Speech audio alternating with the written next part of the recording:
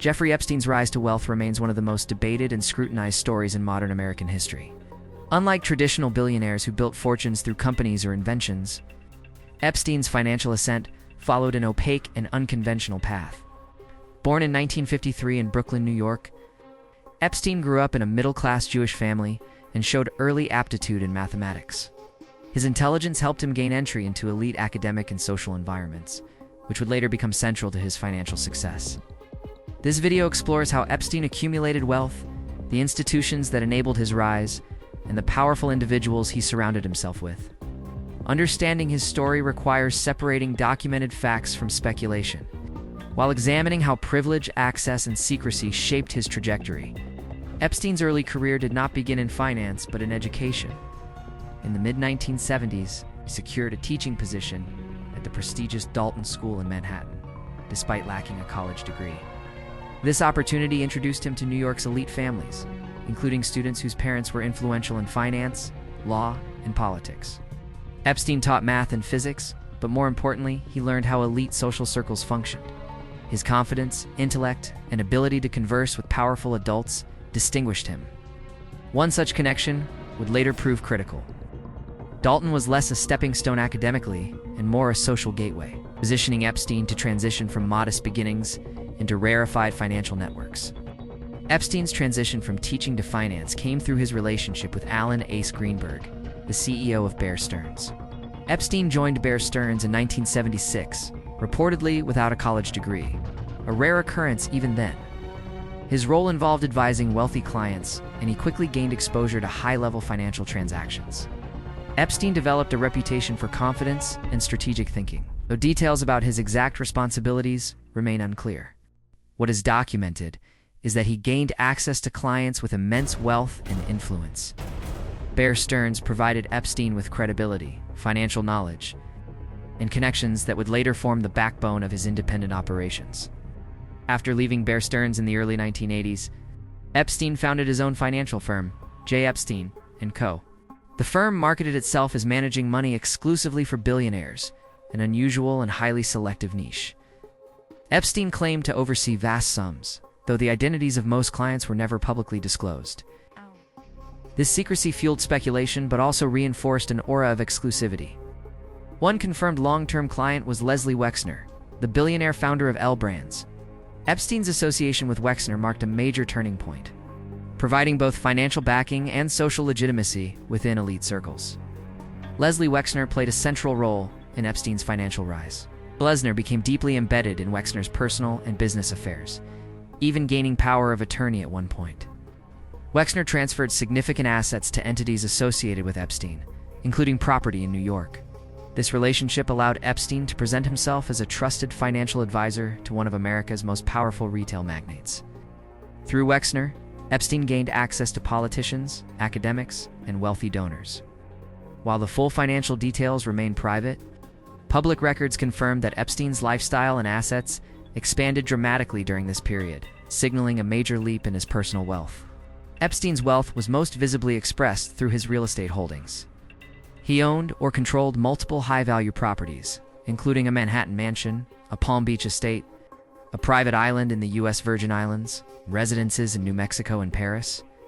These properties were not only symbols of wealth, but also venues for hosting influential guests. Epstein used physical space strategically, creating environments where powerful individuals mingled away from public scrutiny. Real estate served both as an investment and a tool for social leverage, reinforcing his image as a global financier with immense resources and reach. Beyond finance, Epstein cultivated relationships in academia and science. He donated to universities, funded research initiatives, and built connections with prominent scientists. These relationships enhanced his reputation as an intellectual patron rather than merely a financier. Epstein positioned himself as someone interested in advancing knowledge, particularly in fields like genetics, artificial intelligence, and physics. This allowed him to enter elite academic circles that rarely intersect with criminal scrutiny. His involvement in these spaces further blurred the lines between philanthropy, networking, and self-promotion, expanding his influence beyond traditional financial domains. Epstein's social network included politicians from both major U.S. parties. former government officials, and foreign dignitaries. He was photographed with presidents, princes, and prime ministers, reinforcing the perception of legitimacy and power. While proximity does not imply wrongdoing, Epstein leveraged these associations to elevate his status. Being seen alongside influential figures created an impression of trustworthiness and importance. This network also served as a protective shield, discouraging scrutiny and enabling Epstein to operate with minimal oversight for years. His relationships were less about ideology and more about access. One of Epstein's most discussed relationships was with British royalty, particularly Prince Andrew. Their association became public during legal proceedings and media investigations. Epstein used international connections to reinforce his global image, positioning himself as a connector between American wealth and European aristocracy. These relationships highlighted how Epstein navigated elite spaces across borders. While many individuals later distanced themselves, the documented interactions demonstrate how Epstein embedded himself in institutions that command public trust and prestige. Epstein's wealth also allowed him to maintain a private aviation fleet, including a Boeing 727 and smaller jets. These aircraft facilitated frequent travel and hosted high-profile passengers. Flight logs later became significant in legal investigations, revealing the extent of Epstein's social network. Private aviation symbolized his access and autonomy, enabling discreet movement beyond commercial oversight. This mobility reinforced his role as a facilitator, someone who could bring powerful people together, across continents with minimal friction. Despite his wealth, Epstein maintained a surprisingly low public business profile. He did not appear on major rich lists, rarely gave interviews, and avoided public financial disclosures. This absence of transparency raised questions about the sources and scale of his fortune. However, it also reflected a deliberate strategy. Epstein thrived in environments where discretion was valued over visibility. His business model relied less on public markets and more on private arrangements, advisory roles, and personal trust with ultra-wealthy individuals. Epstein's first criminal case in 2008 significantly altered public perception, but did not end his wealth or influence. He received a controversial plea deal that allowed him to avoid federal charges. After serving a limited sentence, Epstein resumed many aspects of his former lifestyle. Financially, he appeared largely unaffected. This outcome intensified scrutiny of his connections, raising questions about how wealth and influence can shape legal outcomes. The case became a focal point in discussions about justice, privilege, and accountability. Following his conviction, Epstein continued cultivating elite relationships, particularly in intellectual and philanthropic spaces. Some institutions accepted donations from him even after his criminal record became public. This demonstrated how financial resources can override reputational concerns. Epstein leveraged money as social currency, maintaining relevance despite widespread criticism. These continued relationships further complicated efforts to understand his financial resilience and reinforced the perception that his wealth functioned as a shield. Epstein's personal staff and associates played key roles in managing his operations. From pilots to estate managers, these individuals facilitated his lifestyle and logistics. While not all were involved in wrongdoing, their roles illustrate how wealth enables compartmentalization. Epstein's world functioned through layers of separation, reducing accountability and increasing control. This structure mirrored those of ultra-wealthy individuals who operate beyond conventional oversight. Highlighting systemic vulnerabilities, media investigations into Epstein intensified after his 2019 arrest on federal charges. Journalists examined decades of financial records, property transfers, and social connections. Despite extensive reporting, many details about how Epstein generated income remain unresolved.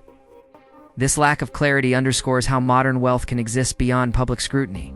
Epstein's case exposed gaps in financial transparency, particularly among private wealth managers operating internationally. Epstein's relationships with legal professionals were also significant. He retained high-powered attorneys and consultants who navigated complex legal challenges. These relationships reflected how wealth translates into access to top-tier defense and strategic negotiation. Legal expertise became another layer of insulation, allowing Epstein to delay consequences and control narratives. His case demonstrates how financial power intersects with legal systems in profound ways.